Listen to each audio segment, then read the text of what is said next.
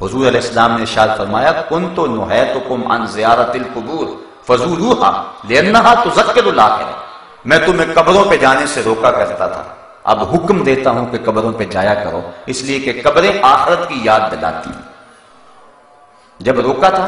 اس وقت مشرکین کی قبریں تھیں، کافروں کی قبریں تھیں، اس لیے کہا کہ قبروں پہ نہیں جانا، اور جب کچھ اہل ایمان فوت ہو گئے اور قبرستان مسلمانوں کا بن گیا، اب حکم دیا جاؤ۔ جب کافروں کی قبریں تھی منع کر دیا، کنت نہیتکم، ایک زمانہ تھا میں تمہیں روکتا تھا کہ قبروں پہ نہ جایا کرو، لیکن اب میں حکم دیتا ہوں کہ تم قبروں پہ جایا کرو۔ کیوں؟ لِأَنَّهَا تُذَكِّرُ الْآخِرَةَ، اس لیے تمہیں آخرت کی یاد آئے گی۔ ٹوٹی پھوٹی اور شکستہ قبروں کو دیکھ کر کے تمہیں سوچ آئے گی کہ ہم نے بھی یہاں آنا ہے۔ حضرت غوث اعظم شیخ عبد القادر جیلانی علیہ رحمہ فرماتے ہیں جاؤ جا کے ٹوٹی پھوٹی اور شکستہ قبریں دیکھو، اور جا کے قبرستانوں میں دیکھو کتنے کتنے حسینوں کی مٹی خراب ہو رہی ہے، جو اپنے بدن پہ ایک چٹکی مٹی بھی نہیں پڑنے دیتے تھے، آج ان کے کفن بھی تار تار ہو گئے۔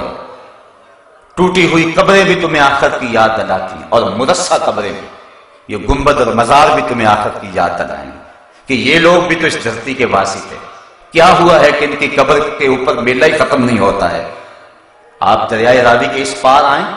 تو جہانگیر کا مقبرہ ہے، جہاں دن کو بھی حسرتیں برستی ہیں، رات کو تو اندھیرا ہوتا ہی ہے، دن کو بھی آپ کو کوئی وہاں قرآن پڑھنے والا نہیں ملے گا، تاش کھیلنے والی ٹولیاں تو ملیں گی، وہاں جانوروں کی بھیڑیں پڑی ہوئی نظر آئیں گی، تمہیں لوگ وہاں گھومتے پھرتے نظر تو آئیں گے، لیکن وہاں کوئی ہاتھ اٹھا کے دعا مانگتا نظر نہیں آئے گا۔ یہ وہ مطلق العنان لوگ ہیں جن کے اشارہ ابرو پہ ہندوستان کی تقدیر لکھی ہوئی تھی۔ بلکہ زیب النساء بیٹی ہے جہانگیر کی، اس نے اپنے باپ سے چوری دیوان لکھا تھا، دیوان مخفی، اس کا اپنا شعر اس کے لوہے مزار پہ لکھا ہے، بر مزار ماں غریباں نہ چراغے نہ گلے، نہ پرے پروانہ سوزت نہ صدائے بلبلے۔ ہم غریبوں کی قبر پہ نہ کوئی چراغ جلانے آئے گا، نہ کوئی پھول ڈالنے آئے گا، نہ کوئی بلبل گیت گائے گا، اور نہ کوئی پروانہ پر جلائے گا۔ یہ جو مطلق العنان حکمران تھے یہ آج غریب بنے ہوئے ہیں۔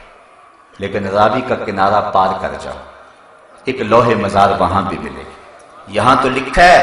بر مزارے ماں غریباں نئے چراغے نئے گلے، اور وہاں لکھا ہے گنج بخشے فیض عالم مظہر نور خدا ناکساں را پیر کامل کاملاں را رہنما۔ ارے میں گسارو سویرے سویرے خرابات کے گرد پھیرے بپھیرے، کبھی اس طرف بھی گزر کر تو دیکھو بڑی رونقیں ہیں فقیروں کے ڈیرے۔ دن کو چلے جاؤ یا رات کو، کڑکتی دوپہر میں چلے جاؤ یا برستی بارش میں چلے جاؤ، چھٹی کا دن ہو یا ورکنگ ڈے ہو، رت اور زمانہ کوئی بھی ہو، حکومت کسی کی بھی ہو، تمہیں جب بھی جانا نصیب ہوگا داتا کی چوکھٹ پہ ہجوم عاشقہ نظر آئے گا۔ ایک یہ لوگ ہیں اور ایک وہ لوگ کہ جن کی ٹوٹی اور شکستہ قبریں تمہیں عبرت دلاتی ہیں۔ یہ اس دنیا کی چھاتی کی زینت ہوا کرتے تھے اور یہ زمانے کا جھومر ہوا کرتے تھے، ان کے اشارہ ابرو پہ ہندوستان کی تقدیر لکھی ہوا کرتی تھی۔ جب بادشاہ تخت پہ بیٹھتا تو پیچھے پردہ ہوتا، ملکہ نور جہاں پیچھے بیٹھتی، کوئی فیصلہ نور جہاں کو اس کی محبوبہ بیوی کو نا پسند ہوتا تو پیچھے سے کمر ٹھونکتی، بادشاہ اپنا فیصلہ تبدیل کر دیتا۔ جس کے ایک اشارے پہ ہندوستان کی تقدیر کے فیصلے ہوتے تھے، آج اس کی قبر پہ خاک اڑ رہی ہے، اور وہ فقیر، وہ گلیل پوش، وہ درویش، وہ راوی کے کنارے پہ بیٹھنے والا جس کا نہ کوئی قبیلہ تھا، یہاں نہ کوئی برادری تھی، نہ جس نے شادی کی، نہ جس کی اولاد تھی، اللہ اکبر، لیکن آج جائیں، دن کو جائیں، شام کو جائیں، رات کو جائیں، دوپہر کو جائیں،